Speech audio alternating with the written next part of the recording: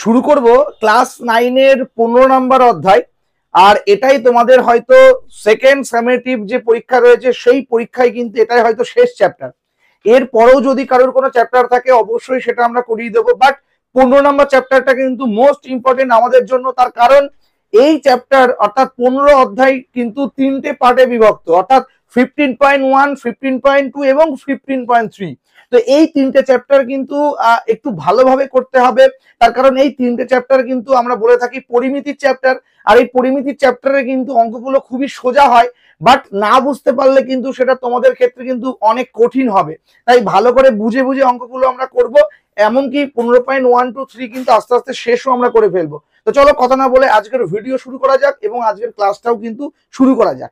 তো দেখো 15 নম্বর অধ্যায়ে এসে আমরা প্রথমে যেটা জানতে হবে সেটা হচ্ছে একটা আয়তক্ষেত্র আর একটা বর্গক্ষেত্র। জাস্ট এদের মধ্যে কি ডিফারেন্স সেটা জানতেই মোটামুটি আমাদের এই চ্যাপ্টার কিন্তু হয়ে যাবে।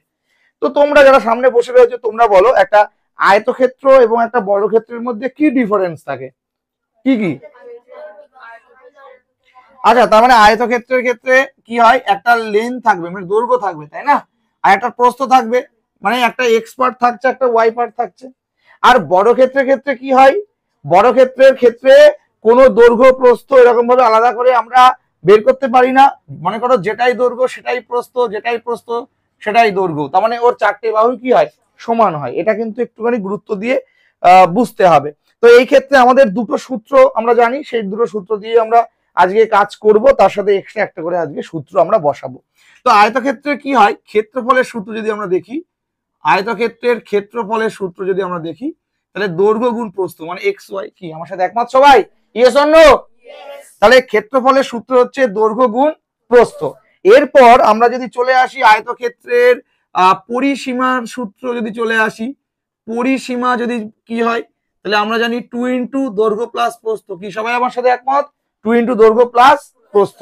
এটা তোমাদের ক্লাস 7-8 পর্যন্ত ছিল। আজকে 9-এ এসে আর একটা সূত্র আমরা অ্যাড করব। কি সূত্র? আজকে আমরা আয়তক্ষেত্রের কর্ণ বের করার সূত্র অ্যাপ্লাই করব। আমরা কি করব আজকে? কর্ণের সূত্র বের করব। তাহলে কর্ণ মানে হচ্ছে, দেখি কর্ণ মানে যদি দেখি, এটা যদি এবিসিডি হয়, এবিসিডি হয়, তাহলে এই বিডিটা হচ্ছে কর্ণ। সেটা এই ক্ষেত্রেও যা ওই ক্ষেত্রেও তাই। তাহলে তোমরা দেখো এটা যদি আমরা দেখি তাহলে এটা তো 90 ডিগ্রি। তাহলে 90 ডিগ্রি সামনের বাহুটাকে কি বলা হয়? অতিভুজ। কি বলা হয়? অতিভুজ। তাহলে সামনের বাহুটা যদি অতিভুজ হয় তাহলে এই দুটোর মধ্যে একটা লম্ব হবে একটা ভূমি হবে, তাই না? তাহলে আমরা এখানে পিথাগোরাসের সূত্র ইউজ করতে পারি তো, যে অতি স্কয়ার ইকুয়াল টু লম্ব স্কয়ার প্লাস ভূমি স্কয়ার। এটা আমাদের সেই পিথাগোরাসের সূত্র, অতি স্কয়ার সমান সমান লম্ব স্কয়ার প্লাস ভূমি স্কয়ার। তাহলে আমরা যদি এখন এখান থেকে বিডির মান বের করি মানে কর্ণ বের করি, তাহলে একবারে রুট অফ লিখতে পারি x square plus y square. সবাই আমার সাথে একমত?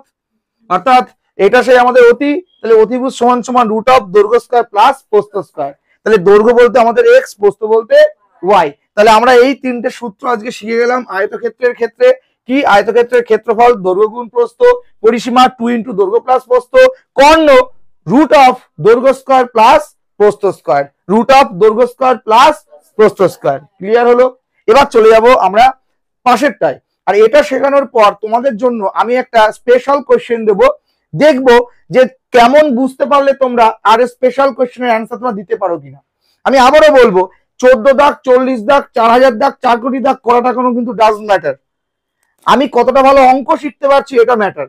তাই বইয়ের অঙ্ক সবাই করতে পারবে, 24 দাগও লোকে দেবো করে দেবে, 2400 দাগ করে দেবে, কিন্তু এমন অঙ্ক শিখতে হবে অস্ট্রেলিয়ার থেকেও যেন একটা অঙ্ক দিলে আমি করতে পারি, তবেই আমার প্রকৃত শিক্ষাটা হবে, নতুবা কিন্তু আমার কোনো শিক্ষাই হয়নি। তাই আমি তোমাদেরকে বলবো পাঠ্য বইয়ের অঙ্কে বিশ্বাসী না, তোমরা নিজেরা এমন ভাবে কোনো একটা চ্যাপ্টার শেখো যাতে কিনা ওই চ্যাপ্টার রিলেটেড যেখান থেকে দিক না কেন আমরা যেন সেই অঙ্কটাকে পরীক্ষার হলে কি করতে পারি, সলভ করতে পারি।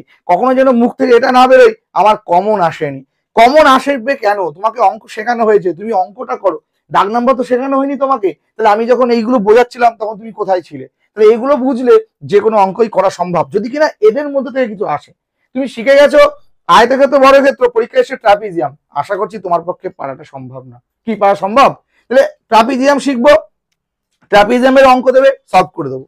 আয়তক্ষেত্রের অঙ্ক শিখেছি, আয়তক্ষেত্রের অঙ্ক দিক, সলভ করে দেবো। এবার যেটা শিখিনি সেটা দিলে পারবো কি করে? বাট যেটা শিখেছো সেটাকে আগে অ্যানালাইজ করার চেষ্টা করো। নেক্সট চলে আসি বর্গক্ষেত্রের ক্ষেত্রে।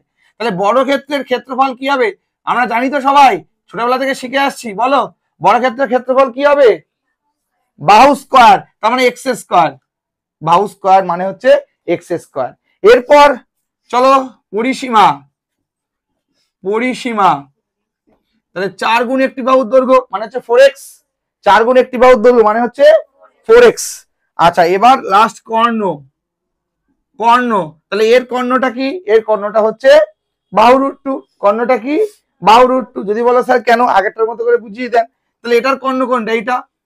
তার মানে root of x square plus x square, কি ঠিক কি না? তাহলে এখান থেকে রুট অফ 2x স্কয়ার, তাহলে এক্স স্কয়ারের স্কয়ার আর এই রুট কেটে যায়, কেটে গিয়ে এক্স বাইরে বেরিয়ে আসলো, থাকলো রুট 2। তার মানে কি সূত্র পেলাম?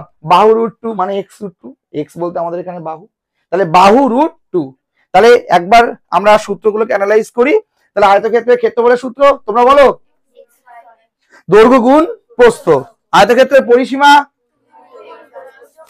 আয়তক্ষেত্রের কর্ণ রুট অফ দৈর্ঘ্য স্কয়ার প্লাস, আচ্ছা বর্গক্ষেত্রের ক্ষেত্রফল বাহু স্কয়ার। বর্গক্ষেত্রের পরিসীমা 4 গুণ একটি বাহুর দৈর্ঘ্য বা 4 এক্স ধরলে 4x, এখানে এ এক্স এগুলো সব হচ্ছে বাহু। নেক্সট কর্ণ বাহু রুট 2, বাহু রুট 2 বা এক্স রুট 2। আমি এখানে এক্স দিয়ে লিখেছি, বাহুগুলো বাহু লিখিনি, লিখেছি এক্স, তাই এক্স রুট 2। ক্লিয়ার? তাহলে সূত্র সব বোঝা হয়ে গেল। এবার একটা ছোট্ট কোয়েশ্চেন করব। তোমরা যারা অনলাইনে রয়েছে অবশ্যই কমেন্ট সেকশনে কমেন্ট করবে, তোমাদের উত্তরটা দেখবো কতটা সঠিক হলো কিনা সেটাও আমার দেখার মানে দেখতে হবে, তাই তোমরা উত্তরটা অবশ্যই কমেন্ট সেকশনে কমেন্ট করবে। তো তোমাদের জন্য প্রশ্ন রেডি? তোমরা রেডি? রেডি? ওকে, তো চলো তোমরা কতটা ভালো শিখেছো তোমাদের জন্য একটা কোয়েশ্চেন। কি কোয়েশ্চেন? একটা বর্গাকার ঘর আছে। রেডি? কি বললাম? একটা বর্গাকার ঘর আছে। সেই ঘরের মধ্যে আমাদের কোন একটা স্টুডেন্টের বিয়ের প্যান্ডেলের বাঁশ রাখা হচ্ছে। সেটা ধরে নাও বর্ষার বিয়ের বাঁশ। আমরা কোথায় রাখছি? ওই বর্গাকার ঘরের ভিতরে রাখবো। তো প্যান্ডেলওয়ালা জিজ্ঞাসা করেছে বর্ষাকে ফোন করে যে তোদের ওই ঘরের মধ্যে সব থেকে লম্বা কত বাঁশ রাখতে পারবো একটুখানি বলতো। তাহলে বর্ষা তখন কি অ্যান্সার দেবে? যে ওই বর্গক্ষেত্রের ঘরের ভিতরে সব থেকে বড় কত লম্বা বাঁশ ও রাখতে পারবে? বলো, কে বলতে পারবে দেখি? একদম সঠিক, বর্ষা সঠিক উত্তর দিয়েছে যে ওই বর্গাকার ঘরের কর্ণ বরাবর সব থেকে বড় সাইজের বাঁশটা রাখা যাবে। তাহলে ও কি করবে? ওর ঘরের ভিতরে এসে যে কোনো একটা দৈর্ঘ্য মেপে নেবে, প্রস্থ একই বর্গাকার, তাহলে সেটার সাথে কি করবে? রুট 2 গুণ করে দেবে। তাহলে বাহু রুট 2 হচ্ছে সব থেকে বড় লম্বা বাঁশ। তাহলে যে কোনো একটা বর্গাকার ঘরের ভিতরে আমি যদি বাঁশ রাখার চেষ্টা করি, তাহলে সব থেকে লম্বা বাঁশ কোন বরাবর রাখতে পারবো? কর্ণ, কর্ণ বরাবর রাখতে পারবো। ভালো কোয়েশ্চেন কিন্তু, মানে খুবই সুন্দর একটা কোয়েশ্চেন। এই কোয়েশ্চেনটা হয়তো তোমাদের পাঠ্য বইয়ে কোথাও নেই, পরীক্ষার হলে গিয়ে দেখলে সত্য মিথ্যা, যে একটি বর্গাকার ঘরে সব থেকে বড় লম্বা বাঁশ রাখা যাবে বাহু রুট 2 একক, যেখানে বর্গক্ষেত্রের বাহুর দৈর্ঘ্য এ। সত্য না মিথ্যা? অনেকে ভাবছে না তাই হয় নাকি, অনেকে বলে দেবে 4 গুণ একটি বাহুর দৈর্ঘ্য। পরিসীমা, আরে ভাই বাঁশ কি বেঁকিয়ে বেঁকিয়ে রাখবে নাকি? লম্বা বাঁশ আর করে রাখবো কর্ণ বরাবর, সব থেকে লম্বা ওটা রাখতে পারবো। ক্লিয়ার? তাহলে কিন্তু এটা শিখতে পারলে। চলো এবার আমি ডাইরেক্ট অঙ্কে চলে যাচ্ছি, তার আগে তোমরা সূত্রগুলো একবার আমি তোমাদের 221 নাম্বার পৃষ্ঠাটা একটু বের করতে বলবো। 221-এর 19 থেকে স্টার্টিং করছি, সমস্ত অঙ্ক করার চেষ্টা করছি একটা ভিডিওতে, তোমরা দেখার চেষ্টা করো। প্রথমে 19-এর 1, আমি আবারও বলছি বদ অভ্যাস ত্যাগ করো। এমসিকিউ মানেই পেছনে উত্তর দেখে টিক মারবো আর পরীক্ষার হলে অপেক্ষায় বসে থাকবো মুখস্থ করে কখন এটা আসবে, এটা কিন্তু ভুল। এমসিকিউ উত্তর বের করতে শেখো, নিজে স্বাবলম্বী হও। অন্যের খাতা থেকে টুকে নাম্বার পেয়ে কোনো লাভ নেই কিন্তু। তাহলে উত্তর মুখস্থ করবে না, কোনো অঙ্ক মুখস্থ করবে না, নিজে নিজে বুঝে করার চেষ্টা করবে। তো চলো শুরু করছি। 19-এর 1 দাগ। চলো বলছে একটি বর্গক্ষেত্রের কর্ণের দৈর্ঘ্য 12 রুট 2। তাহলে একটি বর্গক্ষেত্রের কর্ণের দৈর্ঘ্য কত? 12 রুট 2। তাহলে বর্গক্ষেত্রটির ক্ষেত্রফল কত? দেখো আমরা জানি কর্ণের সূত্র a রুট 2 মানে 12 রুট 2। এ রুট 2 দাও আর এক্স রুট 2 দাও, ব্যাপার একই। আমরা এক্স ধরে করেছি তাই এক্স, এখানে এ লিখছি, একই ব্যাপার। তাহলে এখান থেকে রুট 2 কেটে গেল, তাহলে এর মান হচ্ছে 12। তাহলে আমরা এখন কি বের করব? ক্ষেত্রফল। তাহলে ক্ষেত্রফল মানে হচ্ছে এ স্কোয়ার, মানে হচ্ছে 12 স্কোয়ার, তার মানে 144 বর্গ সেমি মানে সেন্টিমিটার স্কোয়ার অপশানে আছে। অপশান বি হয়ে যাচ্ছে সঠিক উত্তর 144 বর্গ সেন্টিমিটার। অপশান বি হয়ে গেল রাইট অ্যান্সার। চলো 2 দাগের অঙ্কটা করি। The most important and fabulous একটা অঙ্ক আছে 2 দাগ। তো চলো আমরা 2 দাগটা একটু সলভ করে ফেলি, চোখের সামনে নিমেষে সলভ করব আমরা। একটি বর্গক্ষেত্রের ক্ষেত্রফল A1 বর্গ একক। খুব ইন্টারেস্টিং অঙ্ক এটা। মনে করো একটা বর্গক্ষেত্র, বোঝো জলের মতো বোঝো আগে। এই বর্গক্ষেত্রের ক্ষেত্রফলটা হচ্ছে A1। কি বললাম? A1 ক্ষেত্রফল ওরা বলে দিয়েছে, যে পণ্ডিত বই লিখেছে সে বলেছে, আমি না। তাহলে আমি যদি মনে করি বর্গক্ষেত্রের প্রত্যেকটা বাহু এক্স করে আছে, তাহলে বর্গক্ষেত্রের ক্ষেত্রফল কত হবে? X square. তার মানে আমাদের হিসেবে এক্স স্কোয়ার, যে পণ্ডিত বই লিখেছে তার হিসেবে কি হবে? A1। এবার বলেছে ওই বর্গক্ষেত্রের কর্ণের উপর, কি বললাম? ওই বর্গক্ষেত্রের কর্ণের উপর আর একটা বর্গক্ষেত্র আঁকা হয়েছে। তাহলে এইখানে সেই কর্ণ, আর এখানে একটা বর্গক্ষেত্র আঁকা হয়েছে, আর একটা বর্গক্ষেত্র আঁকা হয়েছে, এই যে আর একটা বর্গক্ষেত্র আঁকা হয়েছে, এই যে সেই বর্গক্ষেত্রটা আর একটা। এখন বলেছে ওই বর্গক্ষেত্রের ক্ষেত্রফল A2। এটার ক্ষেত্রফল কত? A2। তাই তোমরা বলো এক্স যদি কারুর দৈর্ঘ্য হয় তাহলে এটার কর্ণ কত? x√2। তাহলে এর ক্ষেত্রফল কত হবে? x√2 তার হোল স্কোয়ার। সবাই আমার সাথে একমত? তাহলে এখান থেকে A2 এর ভ্যালু কত আসবে? এক্স স্কোয়ার আর স্কোয়ার রুট কেটে গিয়ে 2 মানে 2x স্কোয়ার। তাহলে এখন ওটা জানতে চেয়েছে A1:A2 কত। ব্যাস নিমেষে অঙ্ক শেষ। তাহলে A1:A2, তাহলে A1 এর ভ্যালু কত? X square. A2 এর ভ্যালু কত?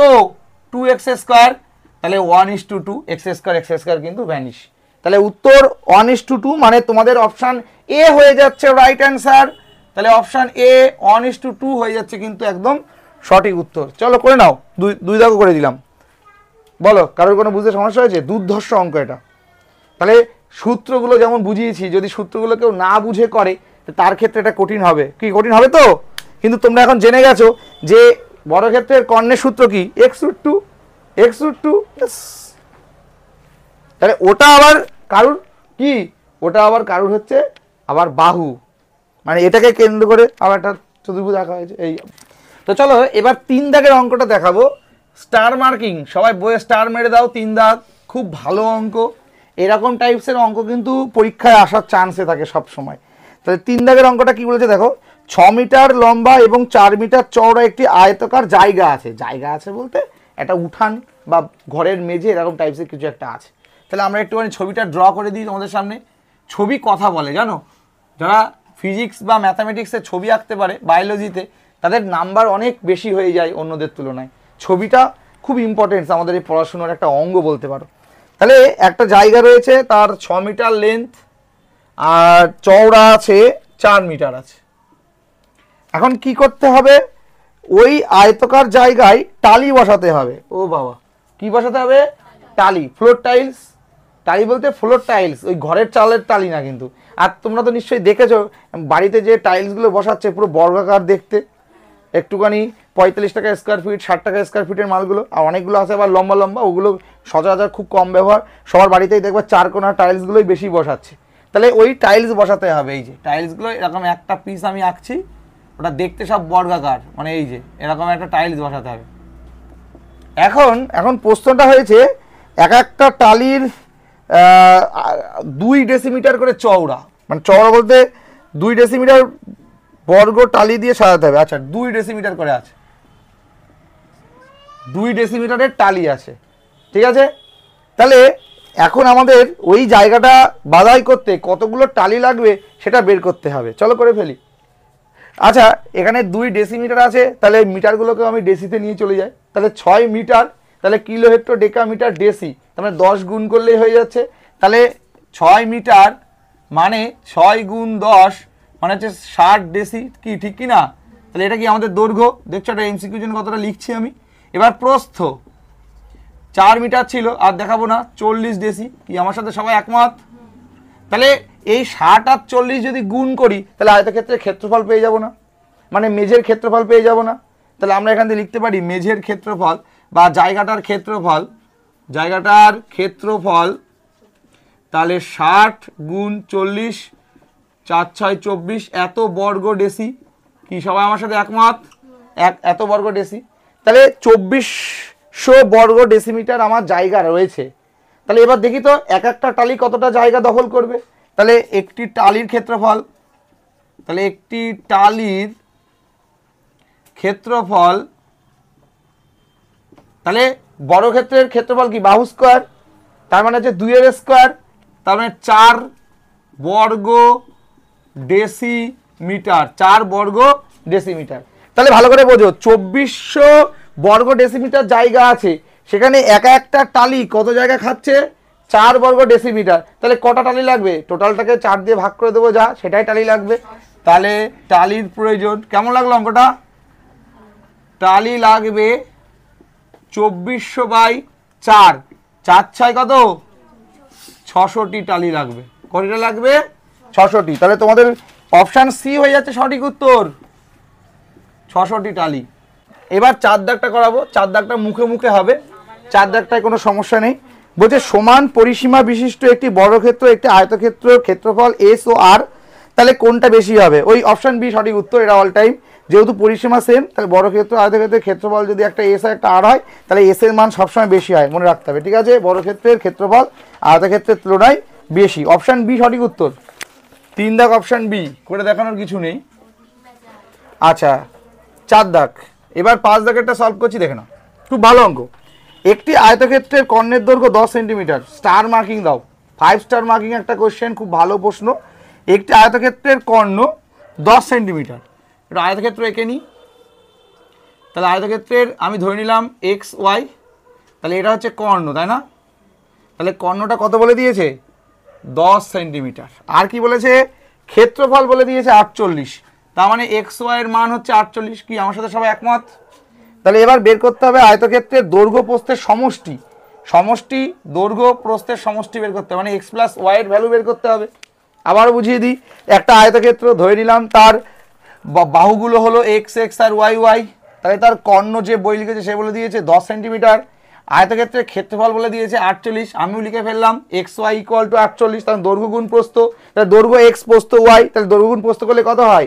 এক্স ওয়াই, তাহলে এক্স ওয়াই মানে কত হয়? 48, আর এক্স প্লাস ওয়াই এর ভ্যালু কত আমাদের বের করতে হবে। তাহলে দেখো আমরা কর্ণ কি জানি, আমি লিখে দিই তোমাদের জন্য, লিখি যে আমরা জানি, তাহলে কর্ণ সমান সমান কি বলো? আমরা কি জানি? আমরা জানি কর্ণ সমান সমান root of x square plus y square, এটা তো আমাদের সূত্র। তাহলে অ্যাকর্ডিং টু কোশ্চেন, প্রশ্নানুসারে বা প্রশ্ন মতে, root of x square plus y square equal to 10। যে বই লিখেছে সে বলেছে 10 সেন্টিমিটার, আর আমাদের হিসেবে root of x square plus y square অর্থাৎ দৈর্ঘ্য স্কোয়ার প্লাস প্রস্থ স্কোয়ার। তাহলে এবার এখান থেকে লক্ষ্য করো, রুট এক পাশ থেকে আরেক পাশে গেলে কি হয়? স্কোয়ার হয়। 10 10 কত হয়?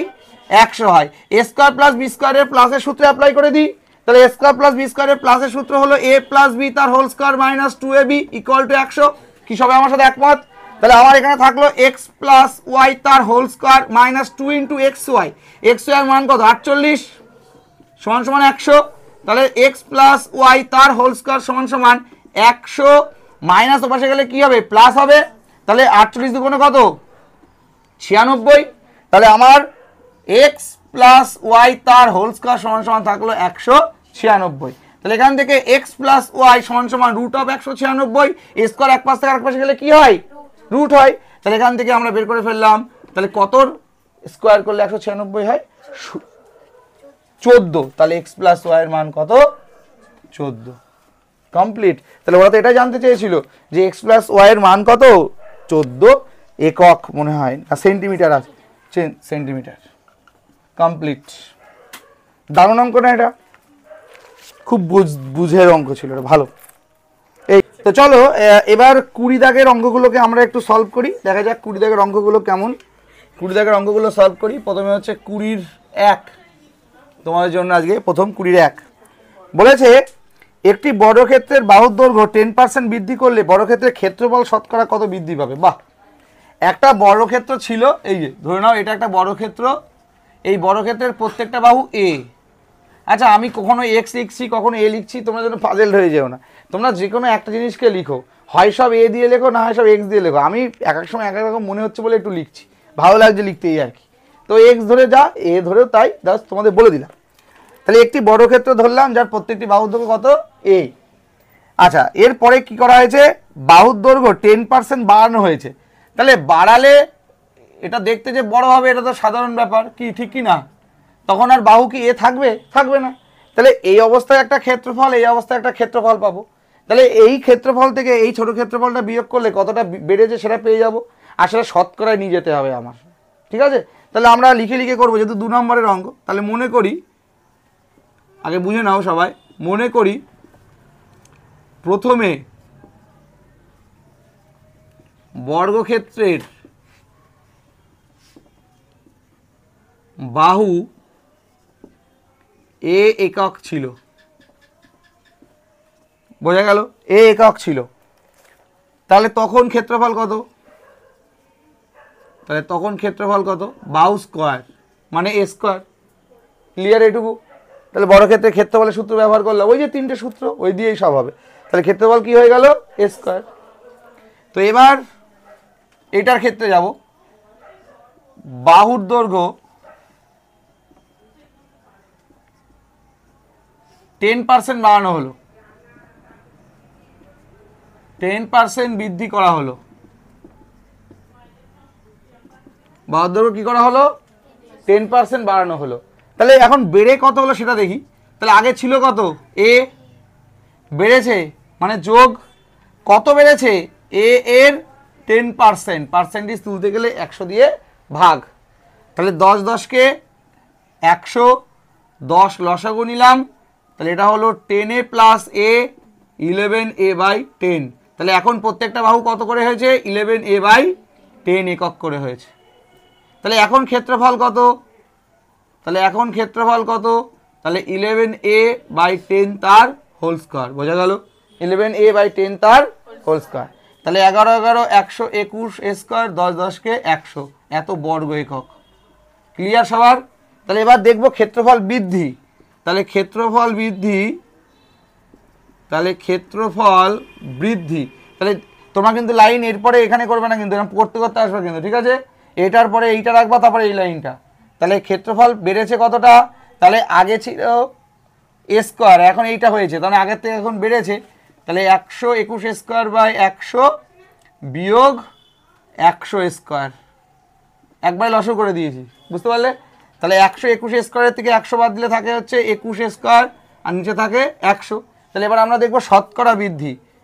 তাহলে শতকরা বৃদ্ধি, তাহলে এ স্কোয়ারের মধ্যে বেড়েছে 21 স্কোয়ার বাই 100, আর 100ই কত, তাহলে 21 square by 100 into 1/, square into 100। তাহলে 100 100 কেটে গেল, স্কোয়ার কেটে গেল, তাহলে উত্তর 21%।